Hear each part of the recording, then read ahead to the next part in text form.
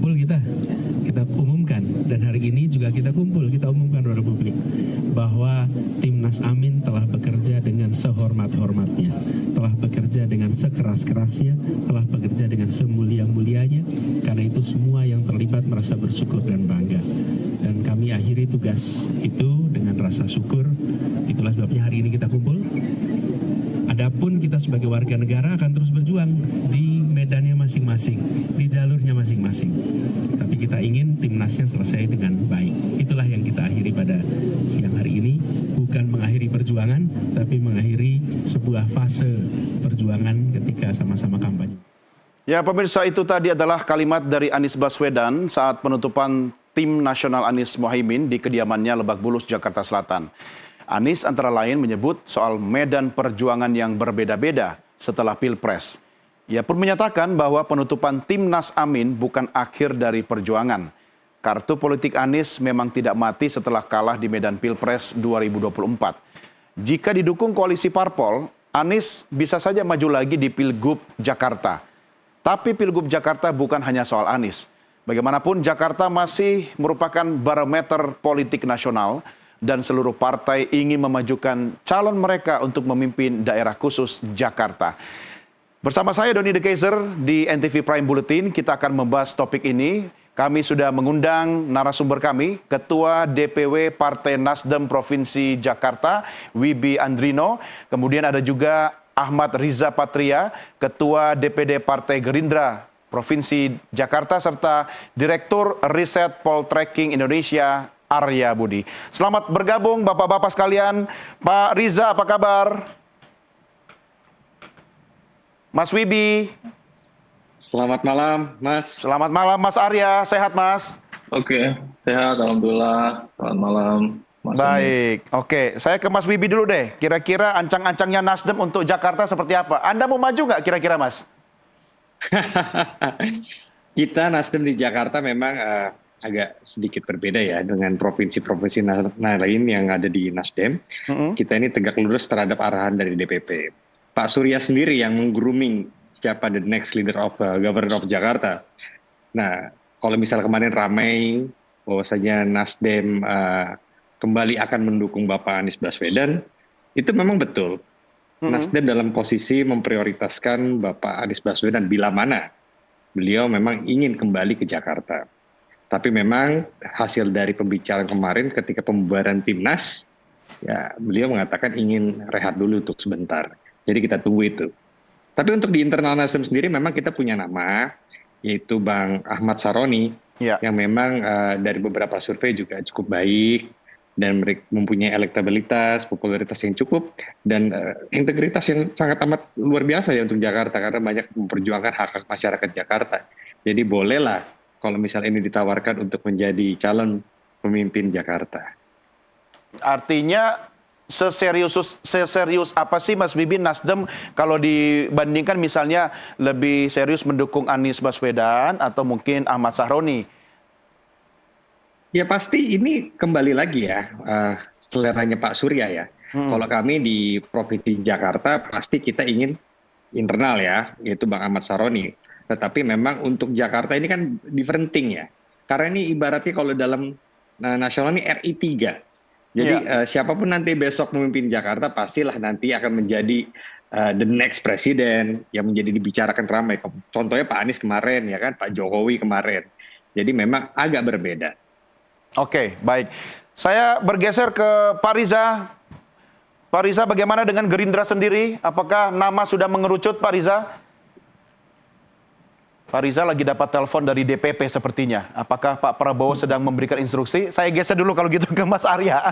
Mas Arya, analisa Anda seperti apa untuk ke Jakarta setelah bukan daerah khusus ibu kota lagi, ini sudah akan jadi daerah khusus Jakarta. Bagaimana menariknya Pilgub Jakarta ini? Ya, Jakarta itu meskipun misalnya sekarang nanti ada IKN ya, yang konon katanya Agustus sudah mulai ada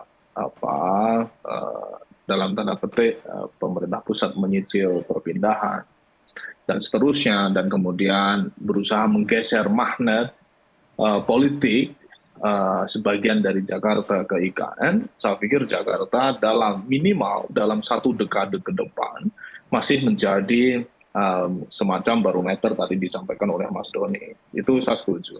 Jadi alasannya pertama, selain dia sudah puluhan tahun, bahkan sejak Indonesia merdeka, bahkan sebelumnya di era Batavia sebagai pusat pemerintahan, itu dia menjadi pusat sirkulasi pemberitaan banyak hal, termasuk kenapa sekarang misalnya TV mendiskusikan itu, karena siapapun yang memimpin Jakarta itu akan mendapatkan exposure nasional. Nah itu yang kemudian menjelaskan ada Gium Jakarta sebagai barometer. Gubernur masuk ke gorong-gorong itu beritanya sampai ujung Aceh sampai Papua. Nah, misalnya kalau kita membaca era Jokowi atau Anies, misalnya waktu itu membuat kebijakan soal sumur resapan dan seterusnya, tuh beritanya bukan hanya beresonansi di seputaran Jabodetabek, tapi resonansinya seluruh Indonesia. Nah, itu yang kemudian menjelaskan exposure ini tetap akan dimiliki Jakarta, meskipun IKN berpindah. Kenapa? Selain karena dia sudah puluhan tahun menjadi sirkulasi politik, bisnis, dan juga pemberitaan situasi nasional, Jakarta per hari ini saya tidak tahu apakah akan ada perubahan undang-undang dengan DPR yang baru nanti, tapi per hari ini gubernur juga masih akan dipilih, sementara IKN itu per hari ini akan ada penunjukan. Nah, elected official seperti gubernur itu akan menjadi seksi jika dia bertemu dengan satu set populasi di mana exposure terhadap informasi menjadi sangat melimpah. Nah, itu yang kemudian suka atau tidak partai-partai, bukan hanya Mas Wibi maupun Bang Ahmad Riza Patria yang kemudian mendiskusikan, tetapi juga pimpinan partai politik, bahkan top pimpinan partai politik, karena atensinya kemudian menjadi sangat besar, resonansinya menjadi nasional. Ya, artinya Mas Arya, Jakarta apapun statusnya tetap seksi ya kalau kita bicara tentang siapa yang akan jadi kepala daerahnya. Nah, saya bacakan dulu nih statementnya dari Mas Anies ya. Saya sekarang rehat dulu. Setelah selesai proses di MK, kita hormati proses bernegara. Kami tuntas kemarin, sekarang lagi rehat. Ini disampaikan waktu berkunjung ke kantor DPP Partai Keadilan Sejahtera Jakarta hari Sabtu. Relax, nanti aba-abanya dari Habib Abu. Maksudnya adalah Sekjen PKS. Itu yang dikatakan. Kira-kira kalau Mas Arya membaca statementnya Anies Baswedan seperti itu, akan apa sih? Akan istirahat dulu, melewatkan Pilgub Jakarta, tidak menarik, tidak seksi bagi seorang mantan capres, atau apa kira-kira yang bisa Anda baca dari statement itu? Justru dia harus mulai estafet ya. Estafet itu ketika selesai di satu sub finish, dia harus lanjut lagi. Kenapa? Karena pasca 2024 semua orang harus menunggu proses elektoral 5 tahun lagi, baik di level nasional maupun level daerah. Daerah itu ya gubernur maupun kabupaten kota, meskipun agak aneh Jakarta disebut daerah sebenarnya. Ya. Nah, jadi itu yang kemudian menjelaskan, saya membaca Anies bagaimanapun ya, karena bukan elemen dari partai politik, tidak punya partai politik. Nah, dia juga harus wait and see. Misalnya ada statement menunggu apa-apa dari Habib Abu tadi. Nah, karena jika dia bergerak sendiri justru akan teralienasi.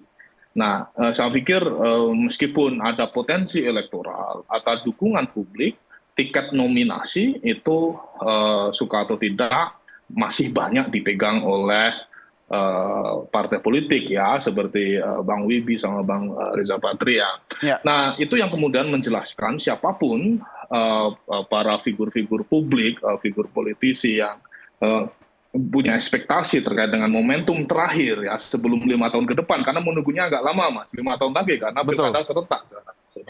Nah, itu mereka harus juga membaca bagaimana pergerakan elit-elit partai politik.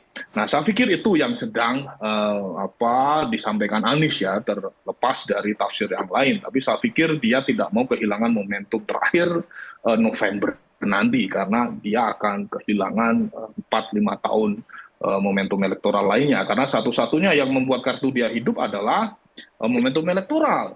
Ya, karena kita tidak mempunyai bacaan apakah misalnya meskipun partainya Bang Wibi sekarang sudah bergabung, Ya. ya akan misalnya mengajak Anies misalnya, itu kan juga terlalu jauh karena Anies per hari ini juga bukan kader Nasdem. Iya. Kecuali saya nggak tahu ada dinamika politik lain, misalnya tiba-tiba Anies Baswedan bergabung menjadi salah satu anggota misalnya dari Bang Wibi atau Bang Reza Patria misalnya, tentu skema itu akan berubah. Ya, Kan makanya itu saya jadi coba menteri. bertanya juga ini ke Pak Riza ya.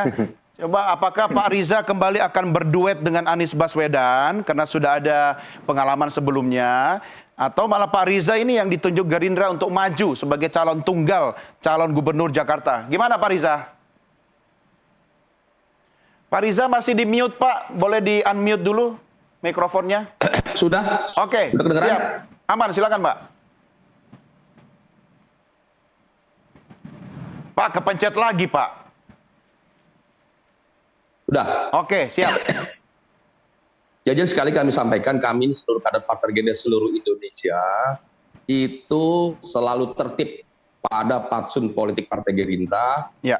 kebijakan Partai Gerindra. Terkait pilpres maupun pilkada, bahkan caleg-caleg, itu menjadi kebijakan DPP Partai Gerindra. Sekalipun saya sekarang terdaftar sebagai anggota Dewan Pembina DPP Partai Gerindra, kebetulan juga saya Ketua DPD Gerindra DKI Jakarta, kami semua kader patuh dan taat pada kebijakan partai. Ya, apapun yang menjadi keputusan partai terkait pilkada dan lain-lain, kami akan mendukung penuh. Ya, siapapun yang dicalonkan oleh partai, apakah dari kader-kader internal Partai Gerindra, apakah dari koalisi Indonesia Maju, maupun kader-kader di luar partai dan sebagainya, apapun nanti yang diputuskan oleh Bapak Prabowo Subianto dan pimpinan partai lainnya, ada Pak Dasko, Pak Muzani, Pak Hasim, dan lain-lain, kami patuh dan taat. Ya. Sampai hari ini perlu kami sampaikan, terkait pilkada, belum diputuskan. Ya. Jadi kami masih menunggu kebijakan dari Partai Gerindra. Ya, Nah, terkait dengan, halo? Ya, silakan Pak. Ya terkait dengan apakah nanti mungkin saya dicalonkan atau tidak sebagai kader Partai Gerindra, itu berpulang kepada keputusan DPP Partai Gerindra. Bagi saya pribadi, sekalipun saya pernah menjadi wakil gubernur mendampingi Pak Anies 2,5 tahun, sebelumnya Pak Sandi, dan saya kebetulan sekarang Ketua DPD Partai Gerindra DKI Jakarta, saya akan patuh dan taat pada kebijakan partai siapapun yang diusung. Oke. Termasuk saya sendiri, kalau diusung, saya tentu harus siap.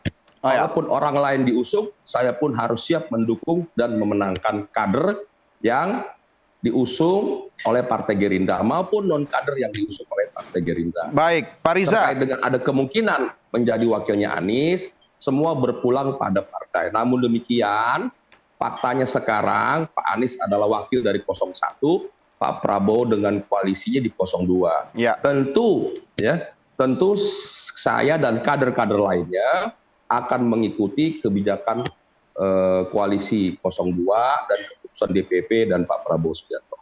Oke, berarti jelas ya, nanti Pak Riza nunggu instruksi atau perintah dari pusat.